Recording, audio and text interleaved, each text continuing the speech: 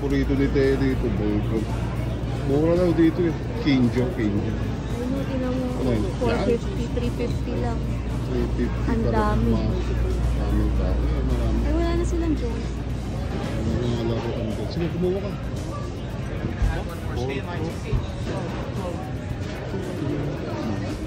Ano yan? Gyoza? Hindi. Kunin natin. Ito mukhang masarap ito. Teka.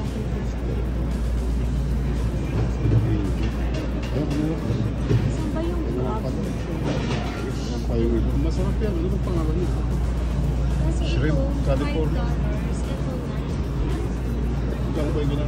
Isang buo? 9, 10. Isang buo yan? 10? Yun lang. Eh, ito, parang masarap ito. Yun lang. Oo, ayos na. Kaso order tayo ng ano nila. Tingnan natin yung menu pa.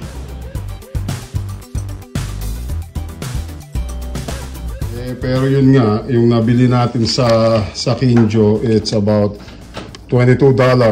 Kinjo do, pinaadikan ng ano. So basically yan, sa anak ko, dalawang bubble tea, $20, $50. May sushi ka. Ito, mura itong California roll nila. May shrimp California roll din. So, it's good. So ngayon, umorder ako nitong golden chicken. Akala ko kung magkano naman, sabi piso daw. Isa lang ang binigay. Pero dun sa... Dalawa dapat to. Right? Kulang pa, mali pa yung binigay. Oh, kita mo, isa lang ang binigay. Dalawa. Dapat dalawa. Yeah, dalawa rin dapat to. Ito, dalawa. Dapat tigda dalawa. Right? So, anyway, ito, ginger, spicy. Hindi ko alam itong ano. Dapat dalawa to, kulang pa. But anyways, yun na, Kinjo pa tayo. Kasi ito yung chicken burger nila. Yun, talagang Kinjo. Ganun lang kasimple, oh. Basically, ang magkano yung ano niya, sunog pa yung ano oh. Walang gyamo. Oh, Kinjo, dating scam Kinjo dating. But anyways, kulang ng isang manok. Oh my God. But anyway, yan nga yung Kinjo na pinagkakagulo ng mga tao. Next time, mag-ano naman tayo sa kanila, mag-ramen tayo. Other than that, mga ka-followers at mga ka-elo, ayan, Kinjo.